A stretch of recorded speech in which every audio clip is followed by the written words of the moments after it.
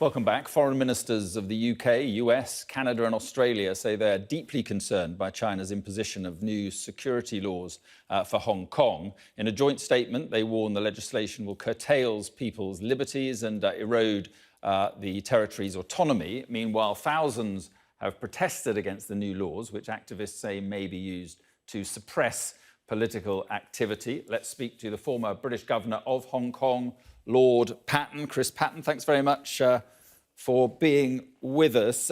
So we don't know precisely what's in the security bill. So can we be sure it is a threat to the high degree of autonomy or the end of one country, two systems? Well, we can if they go ahead, as they've said, in which case it would be a very, very sad and bad day for Hong Kong and a bad day for the world, really, because it would demonstrate that China is, or the Chinese communist regime is a regime that nobody can trust. It breaks its word at will. We know that's been happening elsewhere, but to see it happening in this sort of comprehensive way in Hong Kong would be deeply sad and help to destroy a great city, snuffing out the aspirations of so many millions in Hong Kong. I think the foreign ministers have been very sensible to leave a door open so that if the Chinese communists back off now, we can try to restore something approximating to normality. They've said that if that happens, there should be an effort to promote reconciliation between the community and the government, and I guess, insofar as that's possible, with Beijing. I think they're sensible to leave that door open. But by and large, I think it's an example of how outraged liberal democracies and other countries around the world are by China's continuing bullying behavior, taking advantage of the fact that so many of us are preoccupied with fighting a pandemic, which got as bad as it did, partly because of the mendacity and secrecy of the Chinese Communist Party, despite those brave doctors in Wuhan. Yeah, I mean, sedition and subversion could cover many things. Do you fear Chinese security forces could operate widely in Hong Kong and people being taken to the mainland for trials, that sort of thing? Of course. And one of the things which apparently the law is going to allow is for the Ministry of State Security, Beijing's equivalent of the KGB, to operate in Hong Kong. It's got a long reputation for coercion and torture. And it's not going to be in Hong Kong if it does go to Hong Kong in order to sell dim sum or sandwiches, as Tom Tugendhat, the very good Conservative MP, pointed out the other day. So I think there are real and substantial worries. And this isn't simply people making things up. The Hong Kong Bar Association, like lawyers all around the world, has picked apart the proposals and shown how they're not only out of line with the basic law, out of line with the joint declaration, a treaty that we signed with China, but also completely contradict the International Covenant on Civil and Political Rights, which is supposed to exist in Hong Kong.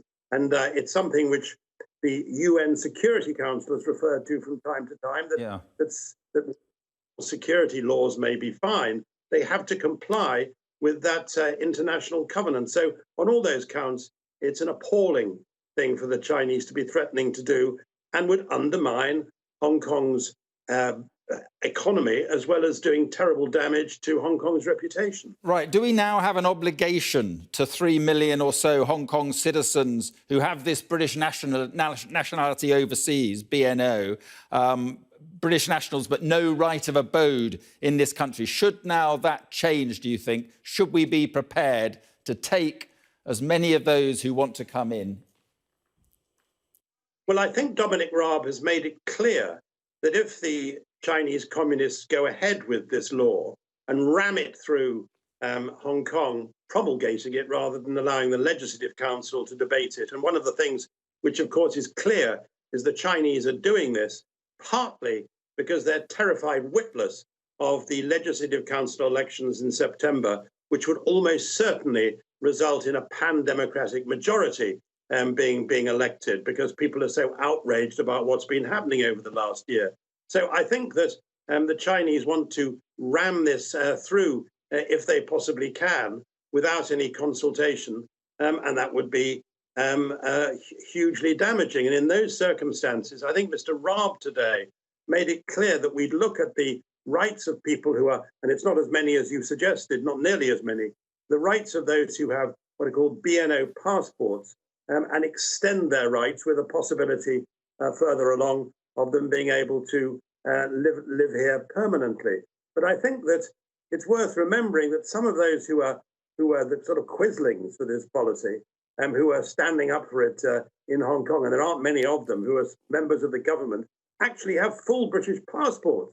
It's outrageous. It's extraordinarily hypocritical. Yeah. But there it is.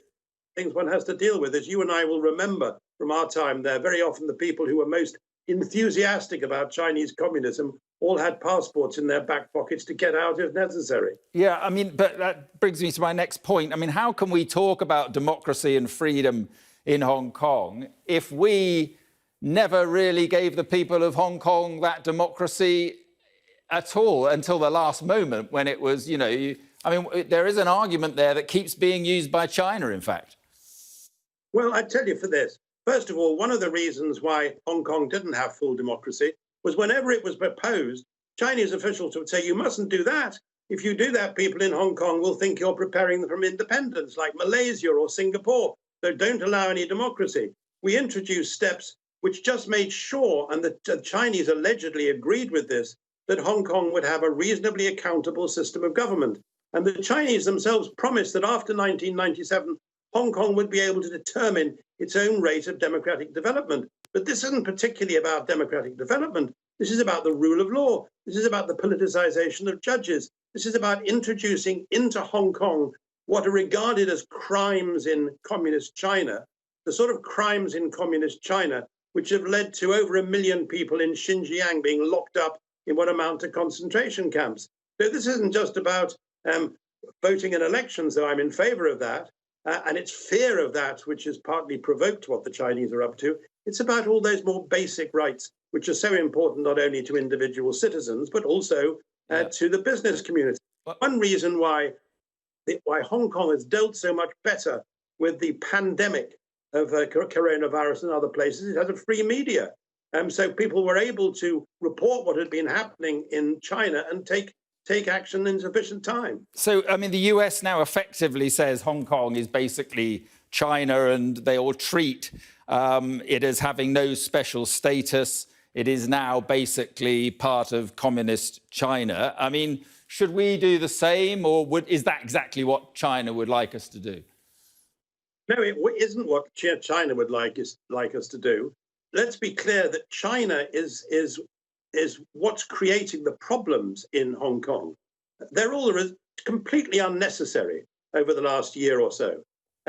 It's worth remembering that the act you're talking about, the Hong Kong-US Act, was actually got through Congress while I was governor. And I used to go and lobby for it in Congress and for most favored nation status for China as well as Hong Kong, because I always believed that we wanted to safeguard the economy of Hong Kong.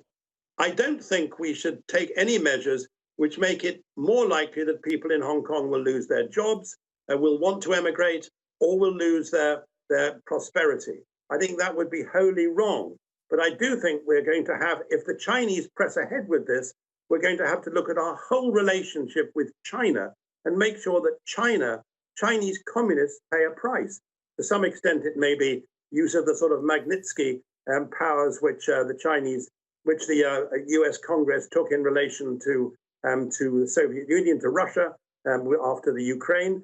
That may be one way forward. But above all, in the short term, I think we in this country, who have the main moral, legal, political, economic responsibility among the nations of the world for what happens in Hong Kong, need to work with others, because we're not big enough to do it on our own, work with others as we have been doing, and I congratulate Mr. Raab on the statement today, work with others to make sure we have a policy which defends our values of liberal democracy against this unpleasant, pushy, bullying Chinese regime. We must do that, and another to not only raising the issue at the G7 in a few weeks' time, but also trying to put together an international contact group of like-minded countries which can Okay.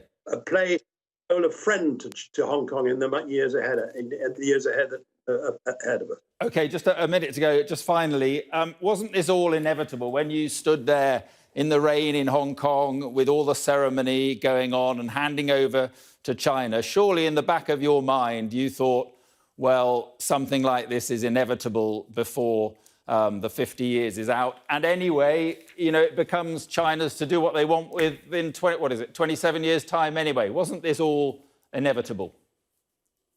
No, I don't think it was. And even though China didn't behave perfectly after 1997, it rode back on some of the promises it made. It interfered too much.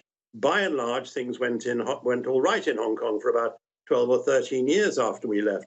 What has changed is Xi Jinping. Xi Jinping is a very different sort of dictator. He's one who wants to export what he thinks is China's power. That's why he's broken his word all over the place to President Obama over the South China Sea. That's why he's bullying Taiwan. That's why he's cracked down trying to bury the Uyghurs in Xinjiang. That's why he was trying to bully the Australians the other day, because they wanted an inquiry into how the coronavirus had started after all the assurances they'd have from China, and he threatened them with trade sanctions. We have to work together in dealing with China. I'm not saying we have to end our relationship. You can't end your relationship with a country, however unpleasant its regime, which is responsible for 1.3, 1.4 billion people. But you have to ensure that if you reach agreements with them, they stick to them. Okay. Otherwise, you're dust. And it's very important for us to recognize that as liberal democracies, we really have to work together. Otherwise, we're going to undermine all the values and standards we stand for, not least in relation to international cooperation and the rule of law. OK, Lord Patten, thanks very much for joining us. Thank you. Thanks very much.